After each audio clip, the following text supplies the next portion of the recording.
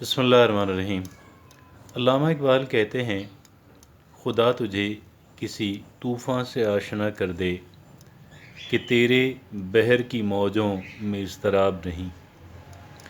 ہمارا جو بحر ہے، ہمارا جو سمندر ہے، ہمارا جو سوچ کا سمندر ہے، ہم کسی اور اعتبار سے تو سمندر نہیں ہو سکتے نا۔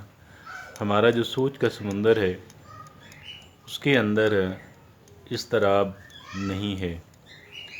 اور علامہ اقبال یہ کہتے ہیں کہ اگر آپ کسی بہت ہی ٹف قسم کی کرائسز لائک چاہے ہو، کوئی ٹراما ہو، کوئی صدمہ ہو، کسی ایسی صورت سے آپ آشنا ہو جائیں اور وہ اس کو دعا کے طور پہ کہہ رہے ہیں۔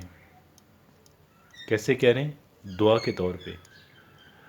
اور ان کا مقصد انفرادی بھی ہے، اجتماعی بھی ہے، انفرادی بھی اور اجتماعی بھی۔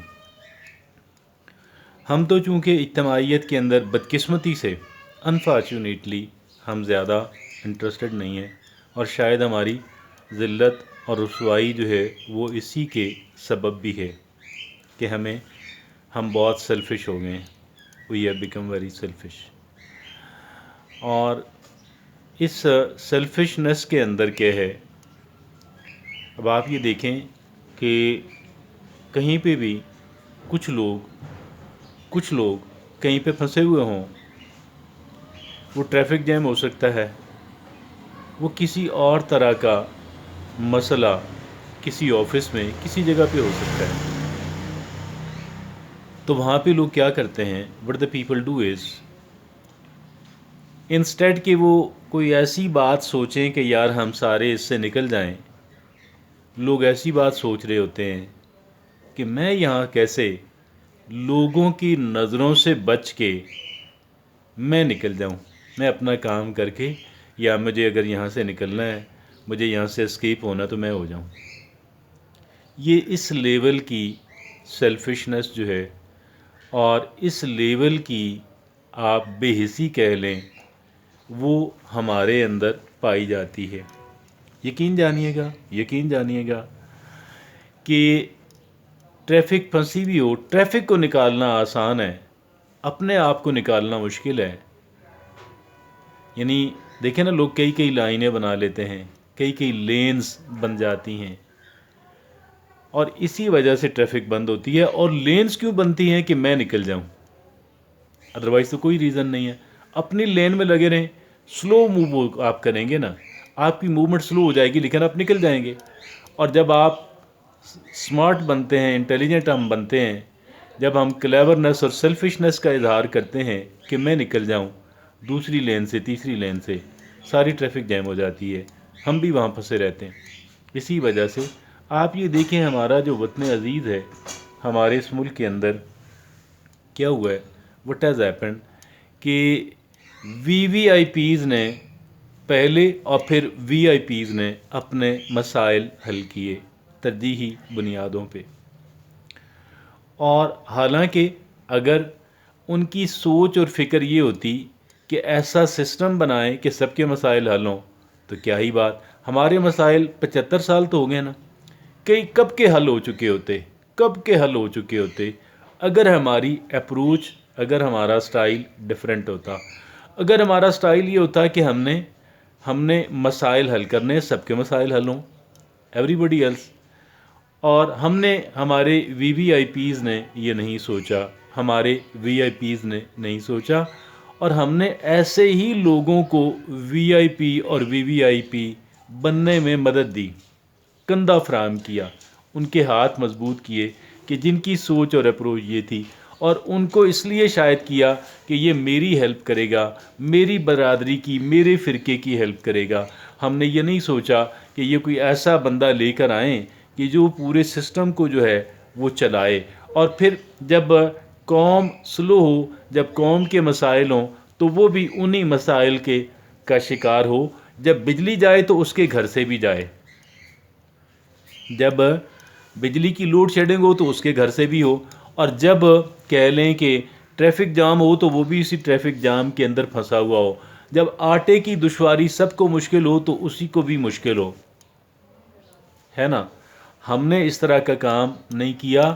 Unfortunately we didn't do that. ہم نے یہ کام نہیں کیا. ہم نے ڈفرینٹلی سوچا. ہم نے سوچا کہ دیکھیں میں کسی ایک عام آدمی کی حیثیت سے اب میں بات کر رہا ہوں. ہم نے یہ سوچا کہ میں کیا کروں, کسی کی چمچہ گیری کر لوں, اور چمچہ گیری کر لوں, اور کسی وی وی آئی پی کی کسی جتنی میری ایکسیس ہے, جتنی میری پہنچ ہے, میں کسی کی چمچہ گیری کر لوں تاکہ اس کے مسائل حل ہوں, میرے بھی مسائل حل ہوں, وہ بھی لوگوں کا حق مار کے بہت زیادہ کھاتا رہے, اور کچھ نہ کچھ میں بھی لوگوں کا حق مار کے کھاتا رہوں.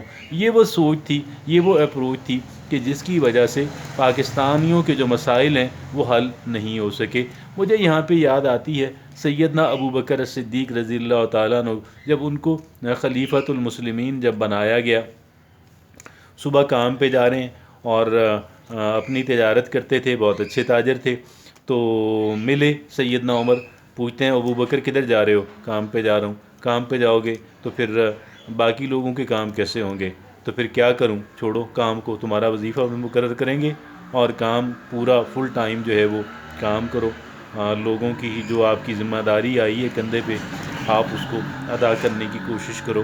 پھر کیا ہوا, اور پھر لوگ بیٹھے اور یہ فیصلہ کرنے کہ جی اب خلیفہ جو ہیں کام تو نہیں کر پائیں گے, ہم ان کے جو ہے کیسے کر سکتے ہیں, معاملات ان کے گھر کے کیسے چلیں گے. بات ہوئی کہ جی وظیفہ مقرر کر دیا جائے. اب پوچھا گیا امیر المومنین آپ کتنا وظیفہ آپ کو ملے تو آپ کے معاملات چلتے رہیں گے؟ فرمانے لگے کہ جتنا ایک مدینے کا مزدور جو ہے وہ جتنی لیتا ہے, اجرت لیتا ہے, مجھے اتنے پیسے مل جائیں تو میرا کام چل جائے گا. پھر پوچھا گیا کہ امیر المومنین کیا اتنے پیسوں سے آپ کا گزارا ہو جائے گا؟ تو کہنے لگے کہ جی اگر میرا گزارا نہ ہوا تو مزدور کی اجرت بڑھا دیں گے. اب جب مزدور کی اجرت بڑھے گی ظاہر ہے تو خلیفۃ المسلمین کی بھی, امیر المومنین کی بھی وہ وظیفہ بڑھے گا. اور اس طریقے سے یعنی انہوں نے اپنے مسائل کا حل جو ہے سب سے کمتر جو ویج رکھنے والے تھے ان کے ساتھ اپنے آپ کو, حالانکہ جو سب سے کمتر ویج رکھنے والا ہے اس کی ڈیوٹی, اس کی لمٹس ہیں, اس کے ورکنگ آورز جو ہیں وہ لمیٹڈ ہیں. وہ 8 گھنٹے کام کرے گا, 10 گھنٹے کام کرے گا.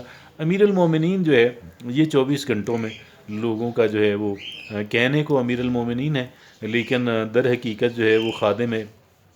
ہر وقت جو ہے وہ لوگوں کے لیے وہ دروازے اپنے بند کر ہی نہیں سکتا. وہ اس وقت کے جو تھے, جو سید, جو خلفائے راشدین, جو ان کا جو صورت حال تھی. تو بات یہ ہے ابھی کیا یہ جو جس طرح کی صورت حال کا ہم سامنا آج کر رہے ہیں تو ہم یہ دیکھیں کہ ہم دوسری ایکسٹریم پہ ہیں. ایک ایکسٹریم پہ وہ تھے اور ہم دوسری ایکسٹریم پہ ہیں. ہم اس ایکسٹریم پہ ہیں کہ جو ذلت اور رسوائی کی جو ایکسٹریم ہے ہم اس ایکسٹریم پہ ہیں. اس میں کیا ہوتا ہے کہ باری باری پھر سارے رگڑے جاتے ہیں. ٹھیک ہے جی, قوم تو مسلسل رگڑے کھا رہی ہے نا.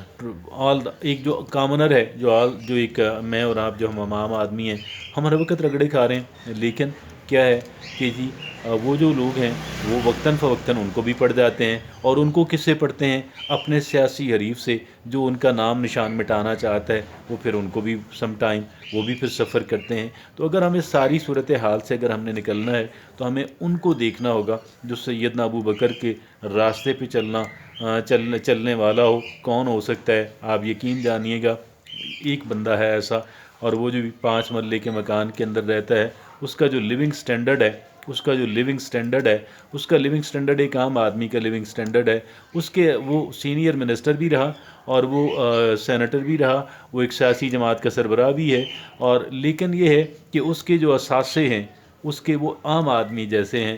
اس کا جو لیونگ سٹینڈرڈ ہے وہ عام آدمی جیسا ہے. اس نے جب وہ وفاقی وزیر تھا, یا جب وہ سینئر منسٹر تھا, جب وہ سینیٹر تھا, اور پھر ایک پولیٹیکل پارٹی کا سربراہ ہونا بھی کوئی کم اہمیت کا حامل نہیں ہے. تو اس انسان کے نہ اثاثوں میں اضافہ ہوا, نہ اس کا لیونگ سٹینڈرڈ ہائی ہوا, نہ اس نے اپنے بھانجوں بھتیجوں کو اور قریبی رشتہ داروں کو اعلیٰ عہدوں پہ فائز کرنے میں مدد دی. کوئی ایک بھی جھوٹا کیس بھی کرپشن کا ایلیگیشن اس کے اوپر نہیں ہے. اور پھر یہ ایک بندہ نہیں ہے, یہ پورا ایک ادارہ ہے, اور اس ادارے کے اندر جو ہے دیگر جو لوگ ہیں جو اس سے پہلے تھے وہ بھی ایسے ہی تھے، جو اس کے بعد ہوں گے وہ بھی ایسے ہی آئیں گے، کیونکہ یہ وہ ہے جو سیدنا ابو بکر اور سیدنا عمر کے راستے پہ چلنے والے جو لوگ ہیں۔ تو میں یہ سمجھتا ہوں اگر ہم نے ان لوگوں کی قدر نہ کی پھر ہمارے ساتھ کیا ہونے والا، ہمیں اس بات کا اچھی طرح اندازہ ہونا چاہیے۔ جزاک اللہ۔